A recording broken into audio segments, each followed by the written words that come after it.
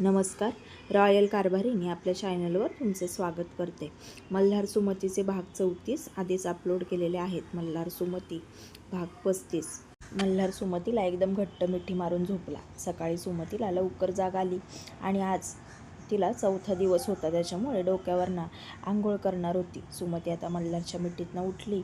मल्हारचा चेहरा एकदा सुमतीने पाहिला, कारण की त्याचा चेहरा पाहिल्याशिवाय तिचा दिवसच चालू व्हायचा नाही. साहेबांचा चेहरा पाहिला की तिचा दिवस एकदम छान जायचा. सुमतीने आता मल्हारच्या गालावरती थोडंसं किस केलं आणि तिला रात्री मल्हारसोबत केलेलं सगळं बोलणं आठवत होतं आणि ती गालातल्या गालात हसत होती. मल्हारच्या गालावर थोडीशी पी दिली आणि त्याला म्हणाली, आय लव्ह यू मल्हार. मल्हारचे डोळे आता पापणीच्या आतमध्ये हलले आणि आता त्याला लगेच सुमतीची चाहूल लागली आणि त्याने तसेच सुमतीला जवळ घेतलं आणि तिच्या गालावर पप्पी दिली. तिला डोळा मारला आणि म्हणाला, बायको, माझ्यावर झोपेत लाईन मारतेस का? जागा असतो तेव्हा तोंडातनं एक शब्द पण बाहेर निघत नाही, हो ना? आणि झोपलेला असतो तेव्हा किती प्रेम करू आणि किती नाही. आता मला पण बघायचं आहे तुझं माझ्यावर किती प्रेम आहे ते. सुमती मल्हारला म्हणाली, असं का म्हणताय? माझं प्रेम नाही का तुमच्यावर? मल्हार म्हणाला, आहे ना, पण आयुष्यातला एक स्पेशल दिवस असतो. तो दिवस मला तुझ्याबरोबर सेलिब्रेट करायचा आहे आणि मला पहिलं गिफ्ट तुझ्याकडनंच हवं आहे. सुमती मल्हारला म्हणाली, कसलं दिवस? मल्हार तिला म्हणाला, आता मी कशाला ते सांगू तुला? सगळंच मी सांगायचं का तुला? सुमती मल्हारला म्हणाली, बरं ठीक आहे, नका सांगू. मी पण तुमचीच बायको आहे, बरोबर शोधून काढते का नाही बघा. एवढा कुठला तुमचा स्पेशल दिवस आहे तो? बरं आता मला उठू द्या ना, आवरू द्या, मावशी पण आल्या आहेत घरी. मल्हार म्हणाला, बरं बाबा ठीक आहे, आवर. आणि तो परत झोपला. सुमती मल्हारला म्हणाली, काय हो, आज एक्सरसाइज नाही का करायची? मल्हार झोपेतच होता आणि सुमतीला म्हणाला, करतो ग बायको. सुमती आता लगेच आंघोळ करून आली आणि केस झटकत होती. मल्हार अजून झोपलेलाच होता. सुमती मल्हारला म्हणाली, काय हो, अजून उठला नाहीत का? ऑफिसला जायचं नाही आहे का? ऑफिसचं नाव घेतलं तसं मल्हार लगेच उठला. सुमतीने आता तिच्या केसांचा टॉवेल सोडला आणि मुद्दामून मल्हारच्या तिथे येऊन उभी राहिली आणि केस झटकायला लागली. मल्हार उठून बेडवरतीच बसला होता. त्याची झोप अजून काही गेलीच नव्हती. सुमतीने केस झटकले आणि सगळं पाणी मल्हारच्या चेहऱ्यावरती उडत होतं. सुमती, काय ग, मला एक प्रश्न पडला आहे. सुमती म्हणाली, कसला प्रश्न हो? तुम्ही सगळ्या बायका आंघोळ करून आल्या की नवऱ्याच्या चेहऱ्यावरती असं केसांचं पाणी का शिंपडता? आपला नवरा सुखात झोपलेला आहे हे बहुतेक त्यांना बघवत नसावं, हो ना? अजून कसा काय झोपलाय हा, हो का नाही? आता सुमती पण हसली आणि म्हणाली, बरं बाबा, सॉरी, नाही झटकत तुमच्या अंगावर पाणी. सुमती जाणार इतक्यात मल्हारने तिचा हात धरला आणि तिला बेडवरती बसवलं. तिच्या ओल्या केसांमध्ये मल्हारने हात घातला आणि तसंच सुमतीला थोडंसं मागे ओढलं आणि तिच्या मानेचा चावा घेतला. सुमती म्हणाली, काय करताय? तुमचे दात लागले की माझ्या नरडीला. नरडीचा गोड घ्यायचा विचार आहे का काय बायकोच्या? आणि काय आज ऑफिसला जायचं नाही का? नुसतं माझ्या भोवतीच घोळत बसायचं आहे का? मल्हार म्हणाला, काय करायचं, जावं तर लागणार आहे. खूप इच्छा आहे फक्त तुझ्या मांडीवर डोकं ठेवून फक्त या मुकड्याला बघत बसायची, पण या मुकड्याला बघून पोट नाही ना भरणार माझं. त्यासाठी हातपाय हलवायला पाहिजेत, काम करायला पाहिजे, हो का नाही? सुमती म्हणाली, बरं बाबा, बाद झाला आता, बोल बच्चन. आज एक्सरसाइजसुद्धा केली नाहीत ना? एवढा कसला कंटाळा आला हो तुम्हाला? मल्हार म्हणाला, येतो एक दिवशी कंटाळा, काय आता त्याच्यात एवढं कशाला बोलायला पाहिजे? विचारा नवऱ्याला. तुला पण कधी कधी कंटाळा येतो की मी जेव्हा बोलतो तुला? सुमती म्हणाली, मला कसला कंटाळा येतो? मी माझ्या कामात एक्सपर्ट आहे, सगळी कामं मी वेळेवर करते. मल्हार हळूच म्हणाला, फक्त एक काम सोडून. त्या कामाला फक्त मलाच मागे पुढे करावं लागतं. सुमती म्हणाली, आता तुम्ही परत त्याच विषयावर येणार आहात का? मला माहिती आहे मला पहिलं बाहेर जाऊ द्या आणि बाहेर काय चाललं आहे ते बघू द्या. नाश्ता बनवायचा आहे, तुम्हाला डबा बनवून द्यायचा आहे. आता ह्याच्यावरती चर्चा आल्यावर करूयात. सुमतीने आता मल्हारच्या हातात टॉवेल दिला आणि मल्हारला तसंच बाथरूममध्ये ढकललं आणि त्याला म्हणाली, पहिले आंघोळीला जावा आणि बाहेर ऑफिसचे कपडे काढून ठेवले आहेत, सगळं काढून ठेवलं आहे, रुमाल घड्याळ सगळं काढलं आहे. सारखा मला आवाज देऊ नका. मल्हार म्हणाला, हो बायको, आधीच ऑर्डर सोडून गेलीस माझ्यावर, मग माझी काय हिंमत आहे तुला आवाज द्यायची. सुमती आता बाहेर किचनमध्ये गेली आणि आई आणि मावशींचं दोघींचं पण थालीपीठ बनवायचं चाललं होतं. सुमती लगेच आली आणि आईला आणि मावशींना म्हणाली, तुम्ही दोघीजणी कशाला करायला घेतलं. आई मला हाक मारायची ना. हो, मी येणारच होते लगेच बाहेर, पण आज केस धुतली ना म्हणून उशीर झाला. आई म्हणाल्या, अगं राहू दे गं सुमती, त्यात काय झालं एवढं, तुला पण तुझं आवरायचं असतं आणि आम्ही एक दिवशी किचनमध्ये आलो तर काय झालं. सुमती, दिस इज नॉट फेअर. सासूच्या हातची पण चव बघ की. सुमती आईंना म्हणाली, नाही हो आई, असं काही नाही, पण उगाच कशाला त्रास घेतलात तुम्ही. आई म्हणाल्या, त्यात कसला त्रास, आपल्या माणसांसाठी करायला काही त्रास नसतो बरं का. मला तर सून इतकी छान भेटली आहे की कधीतरी तिला आराम द्यावा असं वाटलं आम्हाला. बरं ठीक आहे. मल्हारसुद्धा त्याचा आवरून लगेच बाहेर आला आणि सुमतीला म्हणाला, सुमती पटकन नाश्ता दे.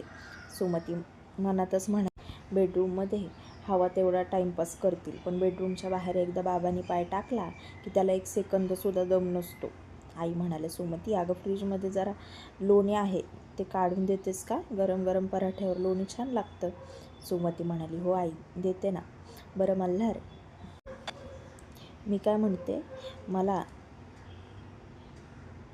मल्हार आता खातच होता आणि आईला म्हणाला, काय गं आई, काय म्हणतेस.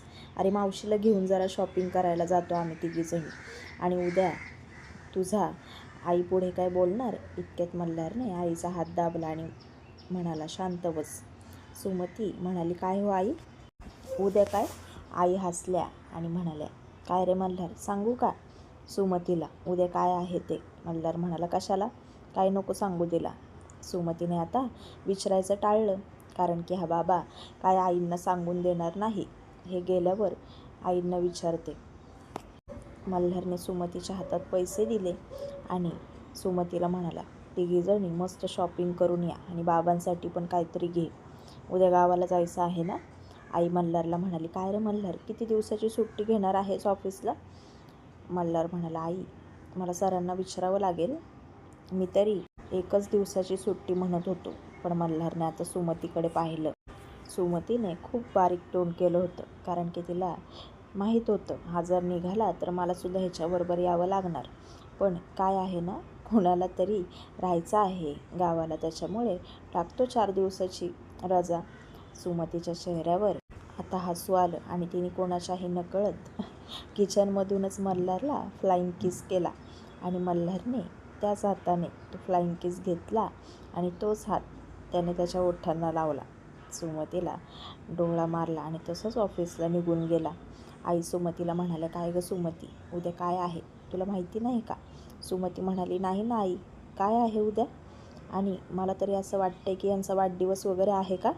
आई म्हणाले, अगदी बरोबर ओळखलंच, अगं उद्या मल्हारचा वाढदिवस आहे, त्याच्यासाठी काहीतरी गिफ्ट मला उद्या घ्यायचं आहे. मावशी म्हणाले, हो ना, मला पण मल्हारसाठी काहीतरी घ्यायचं आहे.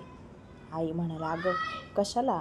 मावशी म्हणाली, कशाला म्हणजे, माझा भाचा आहे तो लाडका, आता योगायोगाने तुझ्याकडे राहायला आलेच आहे, तर त्याच्यासाठी पण काहीतरी घेईल म्हटलं. आई म्हणाली, बरं ठीक आहे सुमती, तू एक काम कर, सगळं पटकन आवर, आता काही जेवणाची इच्छा नाही, पाहिजे तर आल्यावर थालीपीठच खाऊयात, आता लवकर जाऊयात आणि शॉपिंग करून येऊयात, जास्त उन्हाचं जायला नको. मावशी म्हणाली, हो जास्त उन्हाचा मलासुद्धा खूप त्रास होतो बरं का, आपण लवकर जाऊयात आणि लवकर घरी येऊ. सुमती म्हणाली, ठीक आहे आई, तुम्ही म्हणाल तसं, मी माझं लगेच आवरून घेते, तुम्ही पण आवरून या दोघी. सुमती लगेच तिचं आवरायला गेली आणि आई आणि मावशी दोघी पण आवरून आल्या. आणि मॉलमध्ये गेल्या. आईने सुमतीला मावशीसाठी शॉपिंग केली आणि बाबांनासुद्धा सुमतीने कपडे घेतले. मल्हारसाठी काय घ्यावं हाच विचार करत होती. आईने मल्हारसाठी शर्ट घेतला, मावशीने 2-3 छान परफ्यूम घेतले. सुमती मनात म्हणाली, आता मी काय घेऊ यांच्यासाठी? यांच्या कायम लक्षात राहील असं आणि कायम जवळ राहील असं गिफ्ट मला त्यांच्यासाठी घ्यायचं आहे. सुमतीचं लक्ष आता तिथे असलेल्या घड्याळाकडे गेलं आणि ते खूप छान होतं. ती मनातच म्हणाली, घड्याळ घेऊ का यांच्यासाठी? ते त्यांच्याजवळ राहील आणि आमच्या दोघांची वेळ कायम अशीच राहो. छान. माझ्याकडून पहिलं गिफ्ट त्यांना घड्याळच द्यावं. सुमतीने आता मल्हारसाठी घड्याळच घेतलं आणि आई आणि मावशीच्या नकळत तिने ते गिफ्ट तिच्या पर्समध्ये ठेवलं. आई तिथे सुमतीला म्हणाली, काय गं सुमती, तू तुझ्या लाडक्या नवऱ्यासाठी काय घेणार आहेस? सुमती आता लाजली आणि आईंना म्हणाली, आई तुम्हाला उद्याच समजेल बरं का, आज सरप्राईज राहू देत ना. आई म्हणाल्या, बरं बाई राहू देत सरप्राईज, तुला अजून काय घ्यायचं आहे का? सुमती म्हणाली, नको आई, मला माझ्यासाठी काहीच नाही घ्यायचं, मी घेतलं आहे त्यांच्यासाठी. आई म्हणाली, बरं ठीक आहे, निघायचं का मग आपण? सुमती म्हणाली, हो निघूयात. सुमतीला मल्हार आता घरी कधी येतोय असं झालं होतं आणि मनातल्या मनात त्याला खूप बोलत होती. आईंना सांगितलं मला काय सांगू नकोस म्हणून. मला सांगितलं नाही तर मला कळणार कसं? चिडलेत का काय माझ्यावर? कालचा दिवस असाच वाया घालवला ना मी, पण ते काय आता माझ्या हातात आहे का? सुमती आता तिच्याच विचारत होती आणि तिघींसाठी सुद्धा चहा केला. मल्हार पण घरी आला. सुमती किचनमध्ये होती आणि आल्या आल्या साहेबांनी सुमतीला कॉफीची ऑर्डर दिली आणि आत बेडरूममध्ये गेला फ्रेश व्हायला.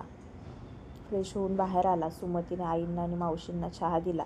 मल्हारसुद्धा लगेच किचनमध्ये आला आणि सुमतीकडे थोडंसं तिरक्या नजरेने बघत गालातल्या गालात हसत त्याने त्याचा कॉफीचा मग उचलला. सुमती पण अगदी खट्याळ नजरेने मल्हारकडे पाहत होती आणि हळूच तोंडातल्या तोंडात त्याला ऐकू जाईल असं म्हणाली, आगाऊ कुठले.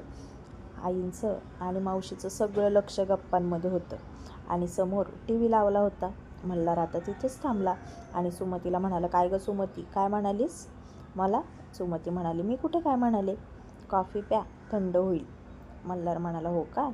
मल्हारने आता तिथेच तिचा हात धरला आणि सुमतीला म्हणाला, थांब जरा, आता आईला आणि मावशीला दोघींना पण लाईव्ह किसिंग शो दाखवतो. उगाच माझ्याशी पंगा घेत जाऊ नकोस, कळलं का?